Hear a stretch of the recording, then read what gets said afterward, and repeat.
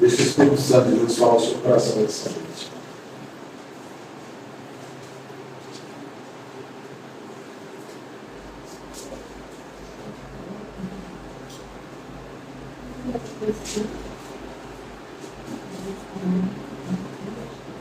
Salmo 126.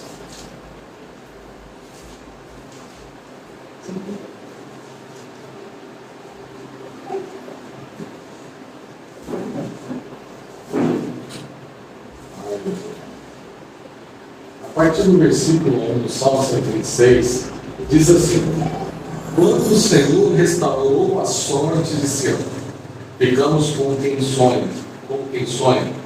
Então a nossa boca se encheu de riso e a nossa língua de júbilo. Então entre as nações se dizia: grandes coisas o Senhor tem feito por eles.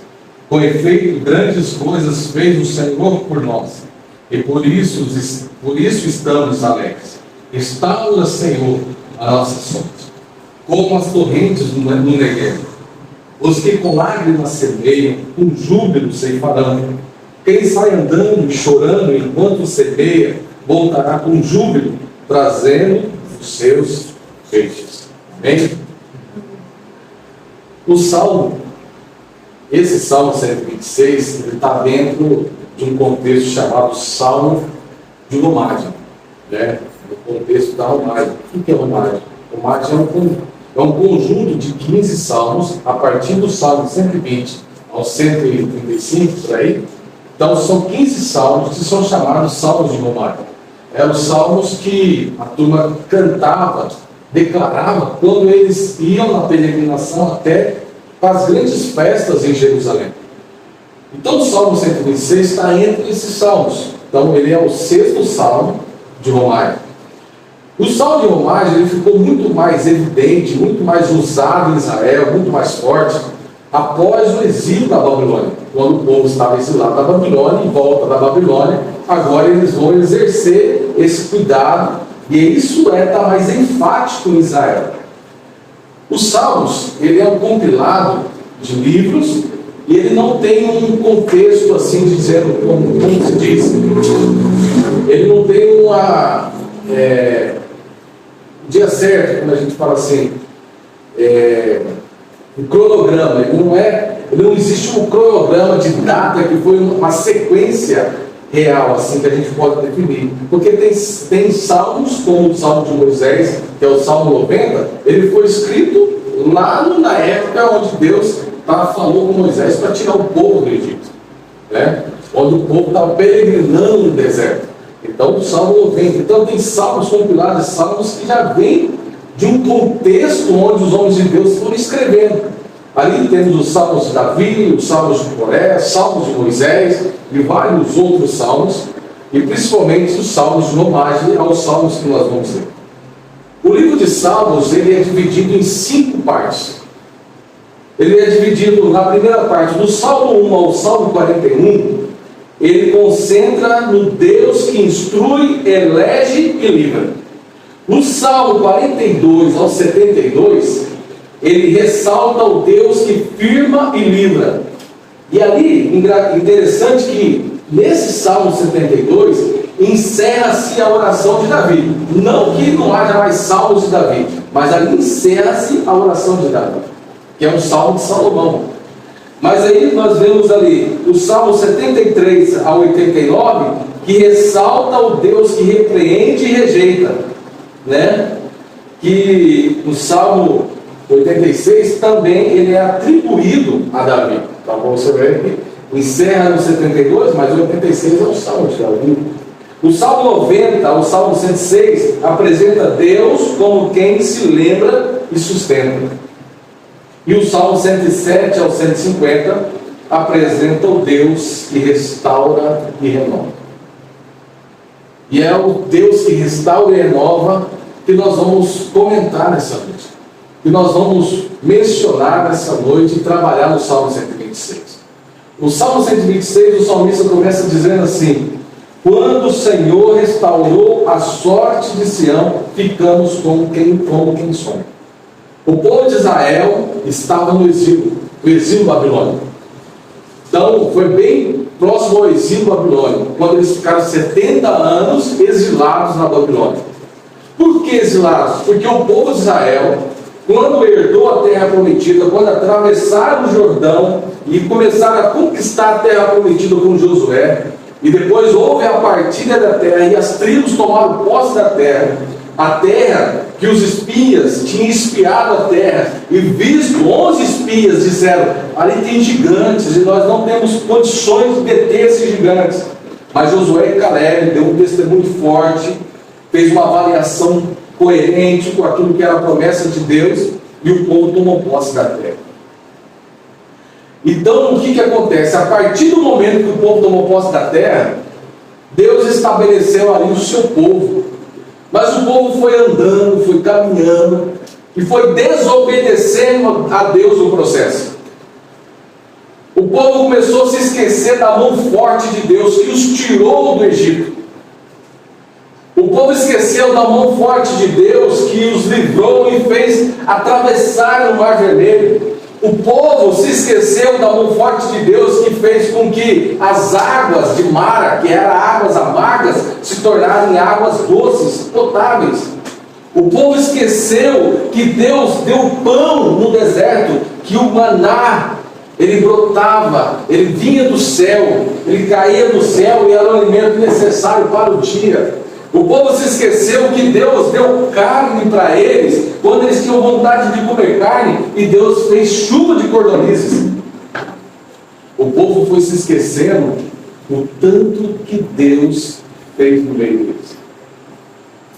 E aí, com isso, o povo fez com que dobrasse os seus joelhos a outros deuses. Reis se levantaram em Israel, que potencializou a idolatria no meio do povo, e fez com que o povo se esquecesse do Deus que o salvou.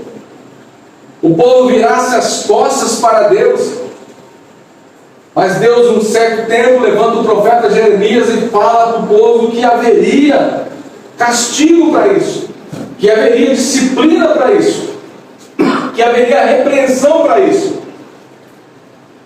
E logo vieram os assírios, porque agora o povo de Israel estava dividido, reino do norte, reino do sul. E aí os assírios levaram a turma de Israel. E logo depois veio a Babilônia, que venceu os assírios e levou o povo de Judá.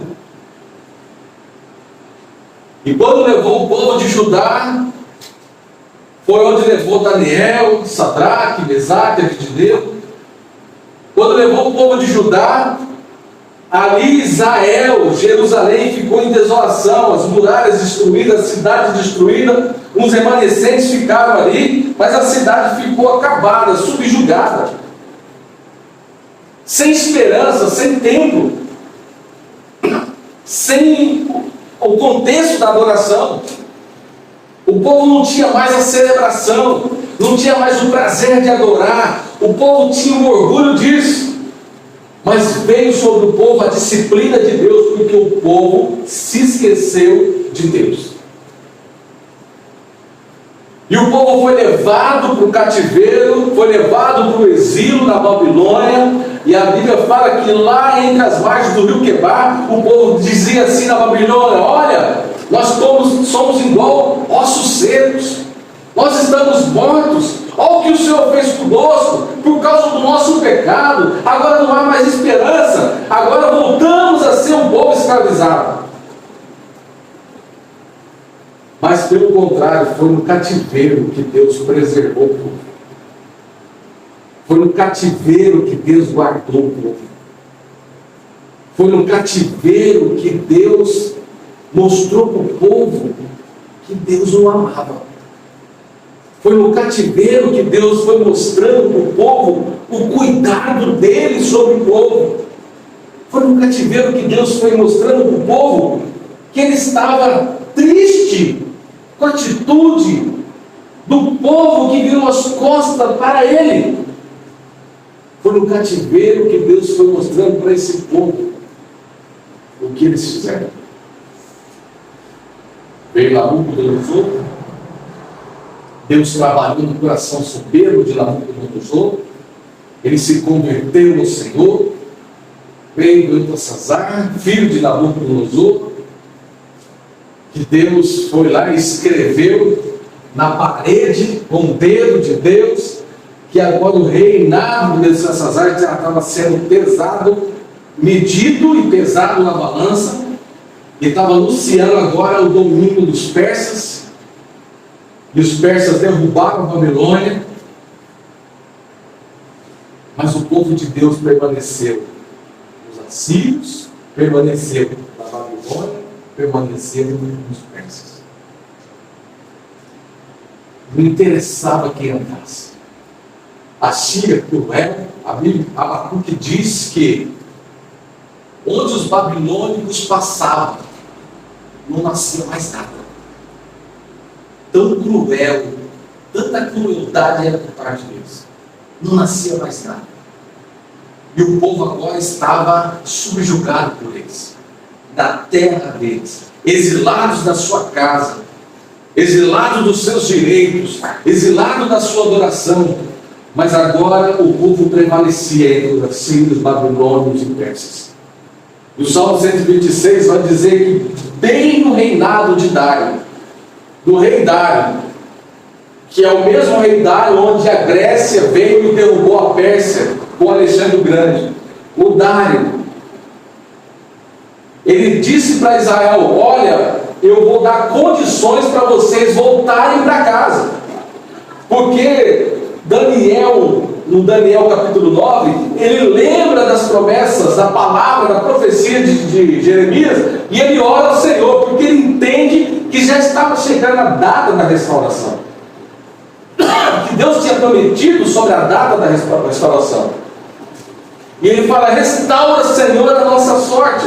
Está lá no capítulo 9 de Daniel. Mas aí o que acontece? Deus promove no coração de Dário, e ele se inclina para dar essa condição para que os judeus pudessem voltar para Jerusalém e restaurar a cidade, restaurar o lugar de adoração, reconstruir o templo, voltar a adoração para o Deus certo, inclinar o seu coração para o Senhor e ver que o Senhor os castigou, mas por direito.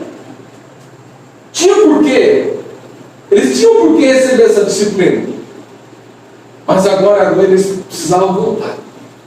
Mas é interessante que muitos judeus da Babilônia, no reino persa, eles ficaram ricos. Os judeus, nesse tempo de exílio, muitos deles ficaram muito ricos. Eles prosperaram na terra do inimigo.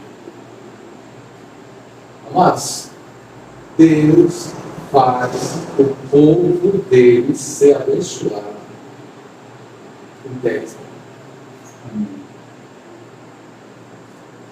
Por isso que eu vou falar para você: não tenha medo.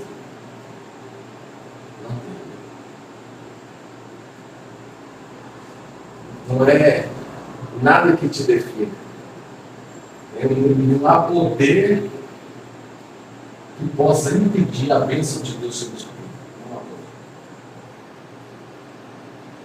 E o povo ficou muito rico ali naquele lugar. Muitos deles quiseram ficar na Pérsia, ficar naquela região da Babilônia e não voltar, mas o remanescente voltou para ele.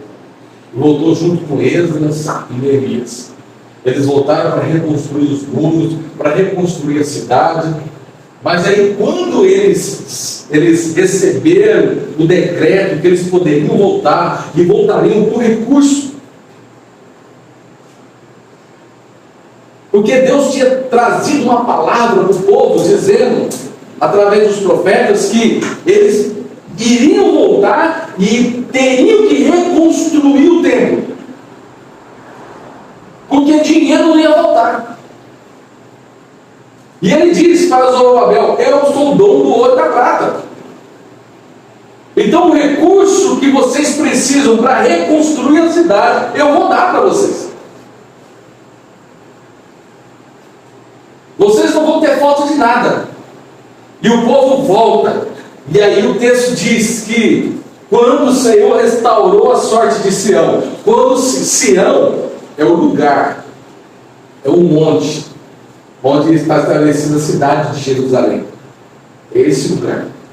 Quando Deus restaurou a sorte de Sião, nós estávamos como quem sonha. É uma alegria, agora eu vou voltar para casa, eu não estou mais subjugado, eu não preciso ficar numa terra estranha, agora eu vou voltar para a minha terra.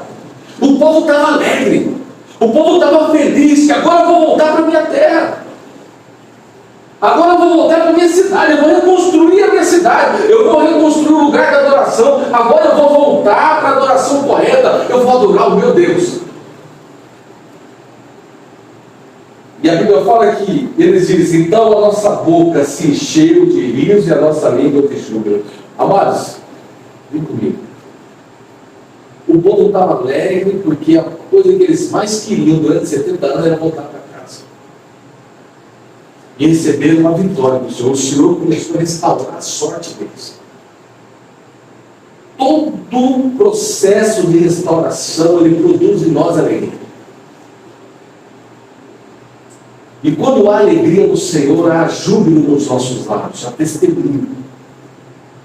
A gente fala, a gente anuncia, a gente celebra. Glória a Deus, Deus me abençoou, glória a Deus, olha, eu conquistei, glória a Deus, eu consegui, glória a Deus, eu fui curado, glória a Deus, Deus alcançou a minha mãe, glória a Deus, Deus fez isso, Deus fez aquilo, glória a Deus. Porque há júbilo no nosso coração, porque a gente reconhece que Deus começou a restaurar as coisas. E outra coisa, amado, para o pecador, quando ele começa a sentir no seu íntimo a misericórdia de Deus, no profundo do seu coração, não há coisa melhor do que você sentir que há paz entre você e Deus. Isso promove júbilo no nosso coração. Amém. Quando a gente peca diante de Deus, não fica uma tristeza. Poxa, Deus, eu fiz isso.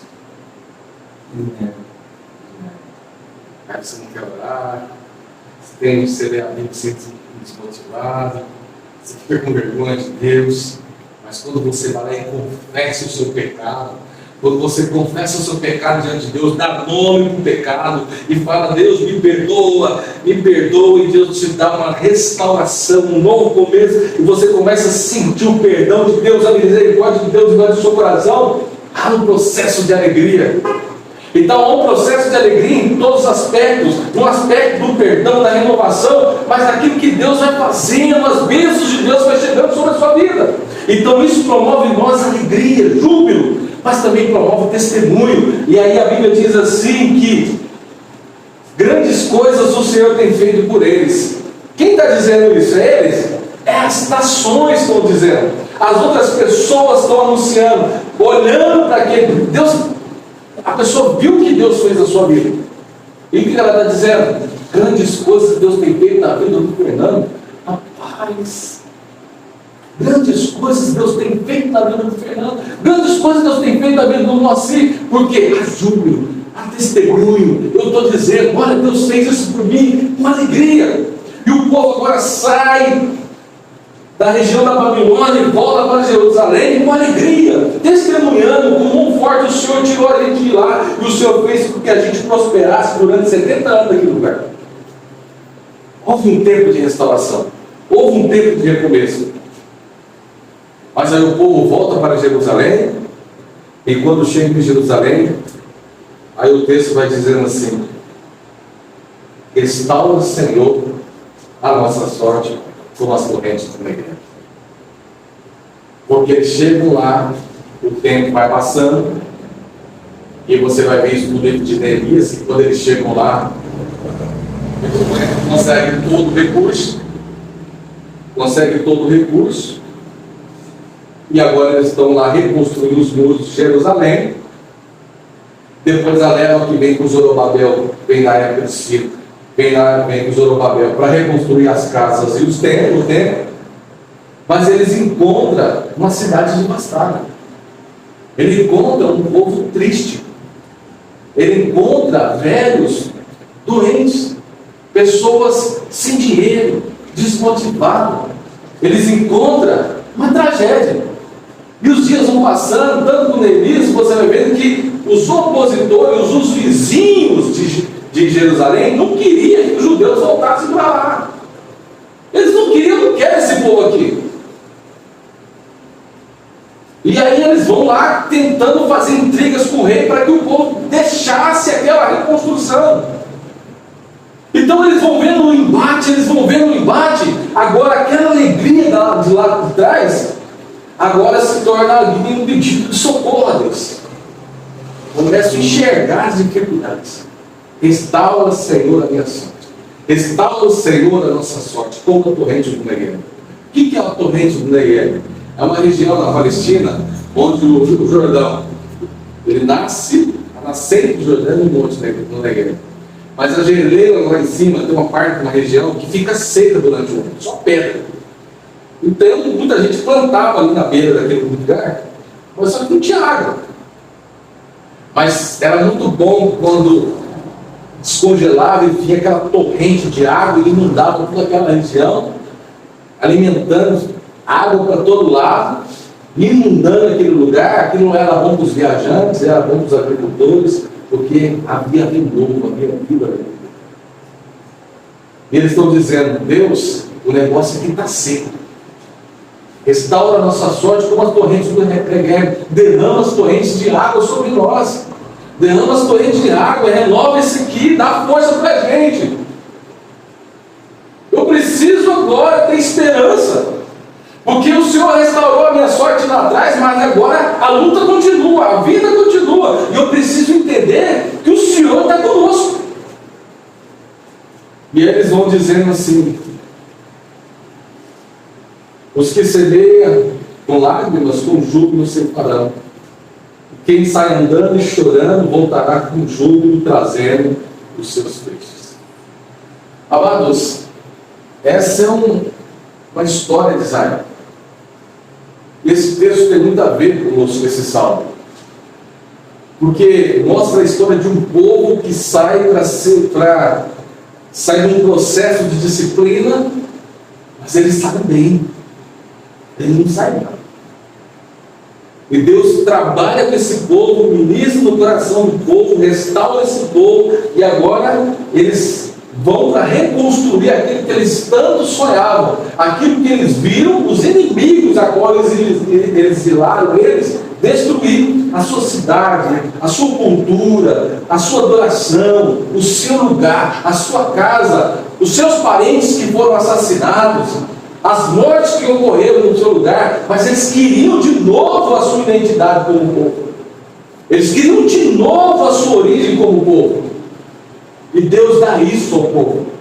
Mas uma coisa é, amado, quando nós trazemos a memória de tudo aquilo que Deus fez para a gente vai vendo Deus restaurar a nossa vida. Deus vai levantando a nossa vida do pó. Deus vai restaurando o nosso coração. Deus vai mudando o nosso caráter.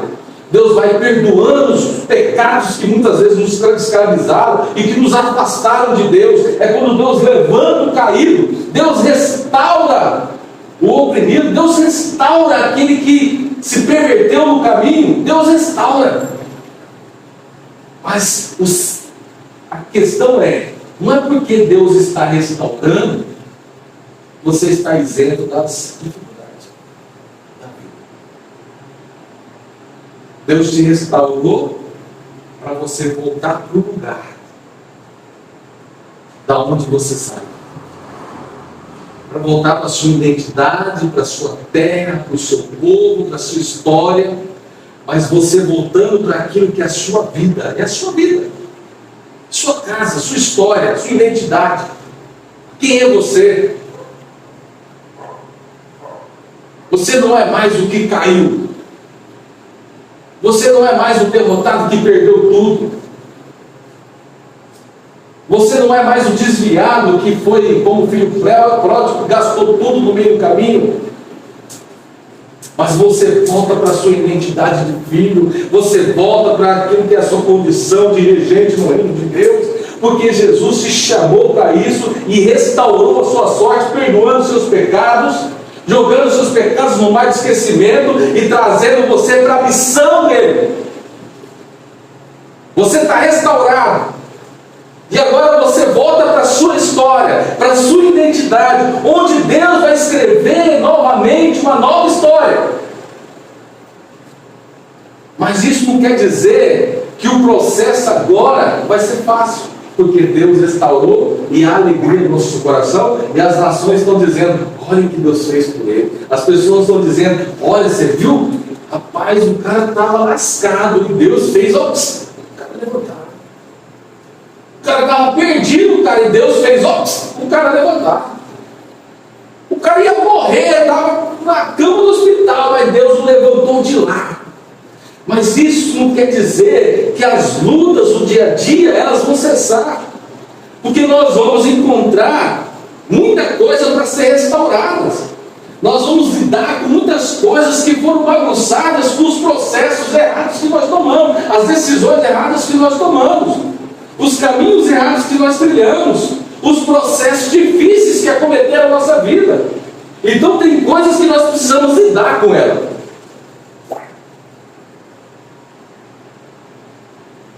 Coisas, eu perdi tudo, perdi meu dinheiro, perdi meu emprego, eu perdi minha família, mas Deus me restaura. Mas agora eu vou ter que entrar na minha história, na minha identidade, e começar o processo agora de restaurar minha família,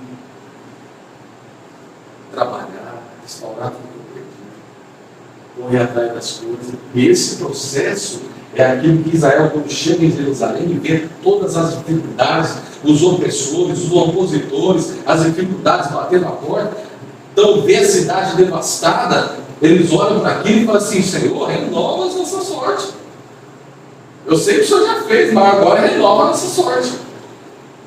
Então, nós precisamos ter a certeza no nosso coração que Deus é conosco. Então, o ponto de partida é o que Deus fez. Que Deus fez por você.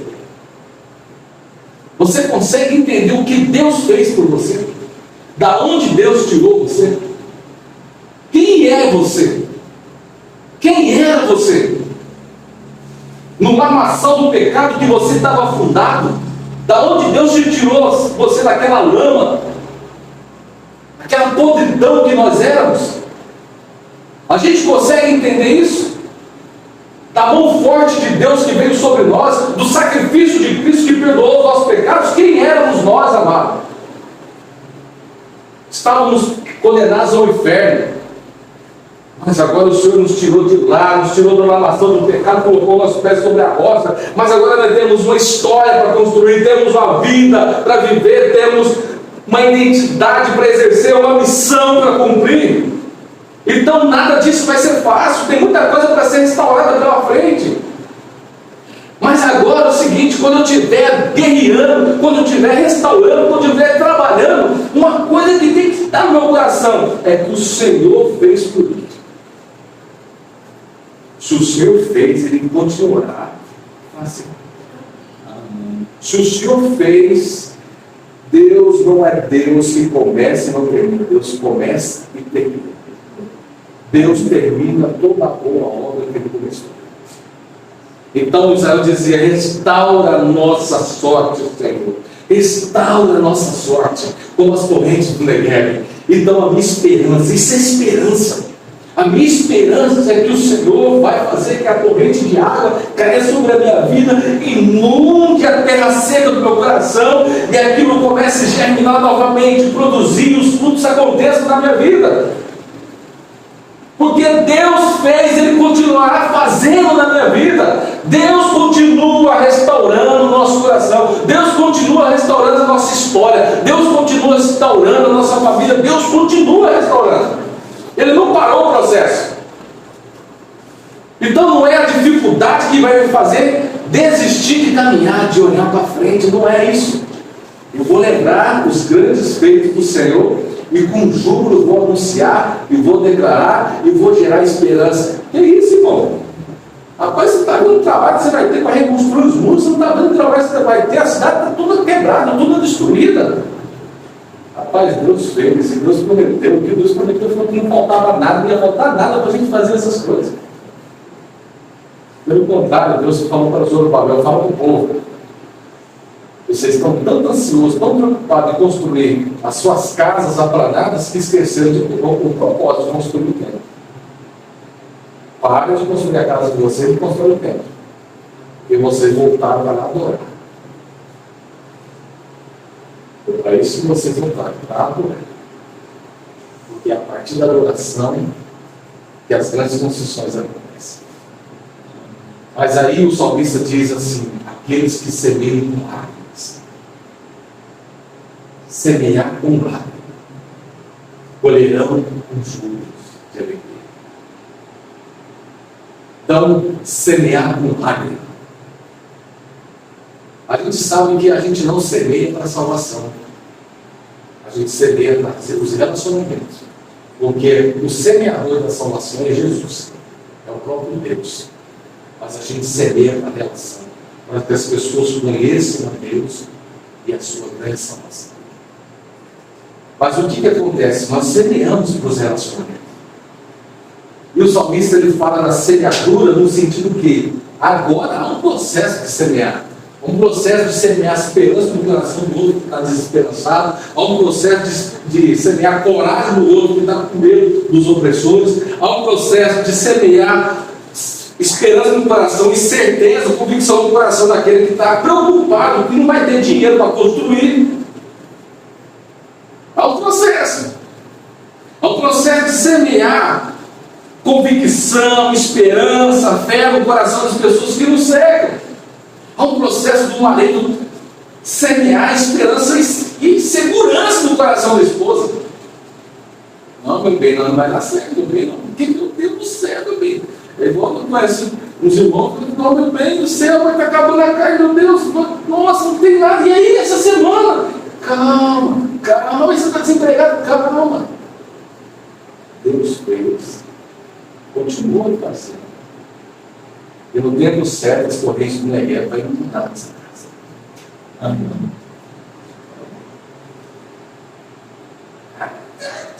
Você não entende, você não entende. Calma.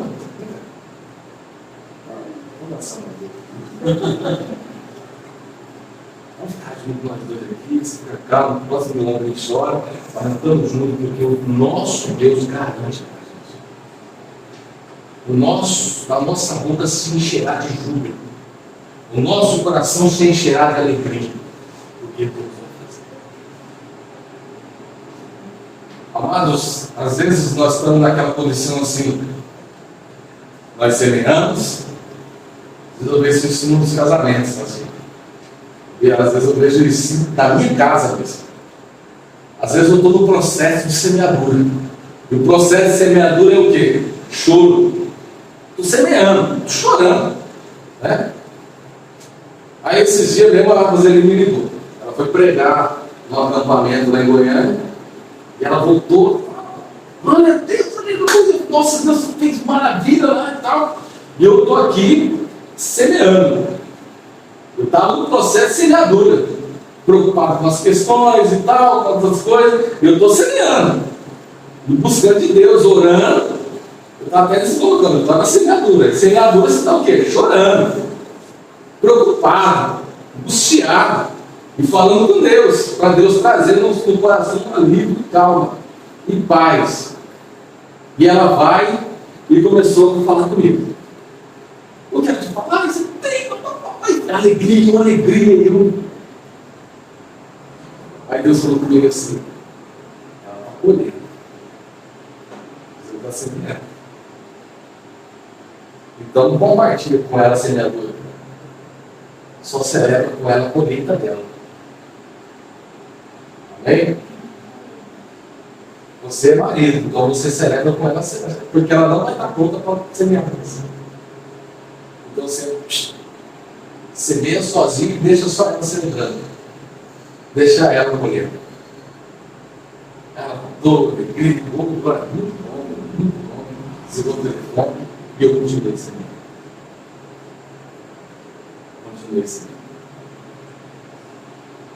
Às vezes o marido chega em casa e conta uma notícia para a mulher e a mulher está lá, semeando.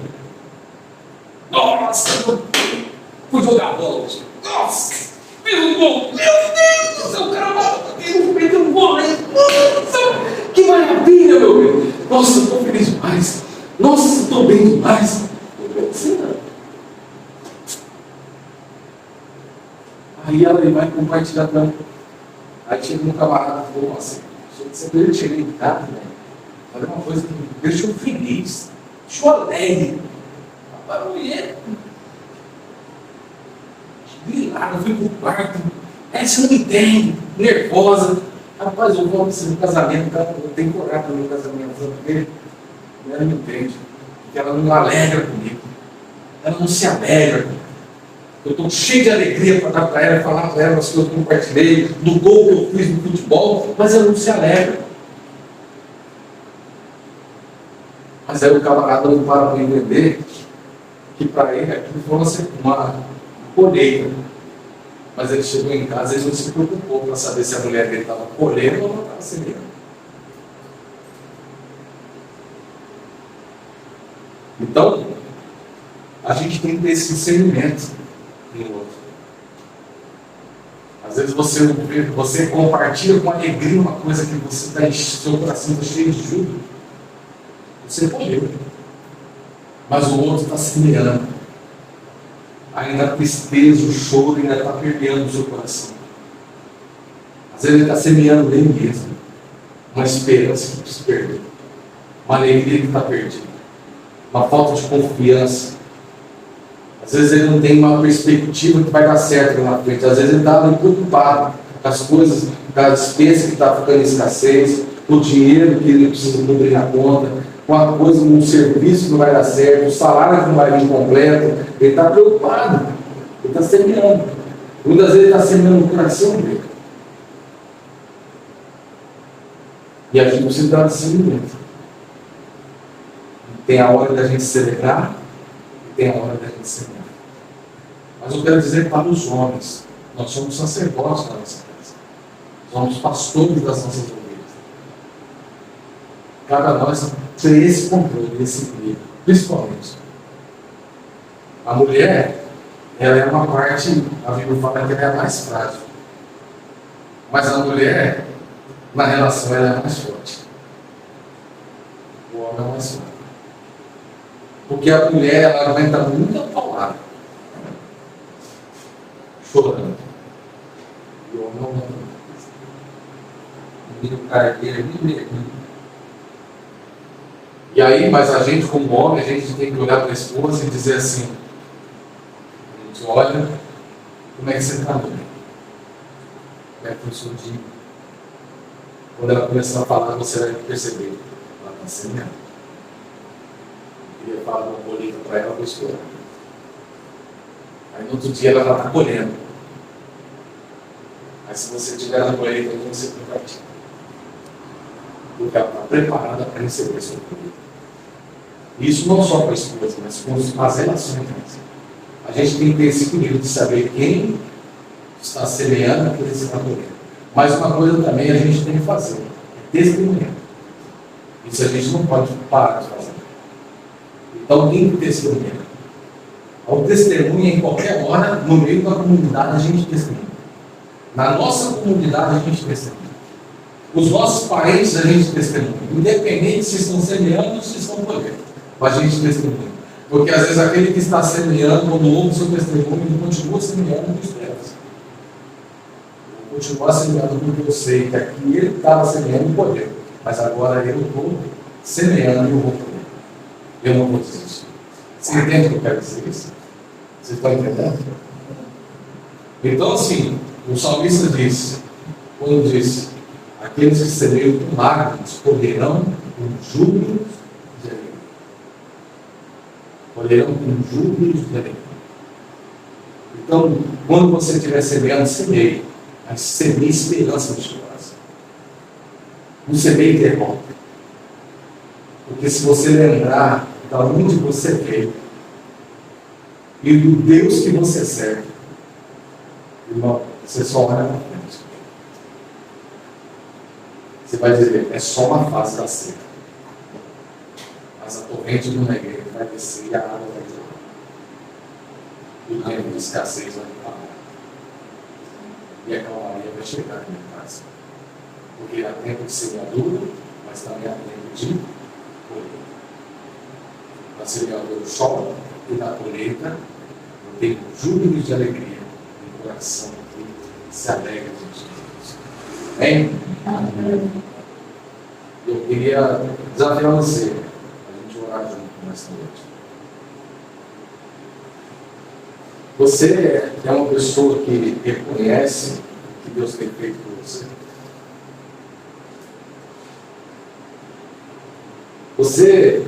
Você consegue enxergar o que Deus tem feito, agradecer grato a Deus, mas às vezes no tempo da semeadura você é uma pessoa que murmura, que reclama, que fica muito facilmente angustiado, não consegue perceber que Deus ainda está cuidando de você, que às vezes você se pega ali reclamando da situação, com medo, desesperado.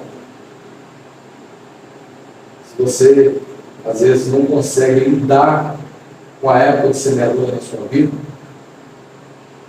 eu queria convidar você para orar nessa noite. Quero desafiar você para orar com você nessa noite. Você só vai ficar de pé no seu lugar, uma atitude de fé. Se você quer vencer isso na sua vida, se você na época da semeadura você quer dizer: Deus, eu quero vencer isso na minha vida, eu não quero murmurar, eu não quero reclamar, mas eu só quero alimentar no meu coração a esperança e a certeza que o Senhor fez, o Senhor vai continuar fazendo. E a esperança que as águas do Negev vão descer e vai inundar essa terra seca, essa vastidão seca que está no meu coração. Então, se você é essa pessoa, fique de pé, nós queremos orar com você. Em nome santo de Jesus. Senhor Deus amado, Deus, eu coloco diante do Senhor a vida de cada um aqui nessa noite.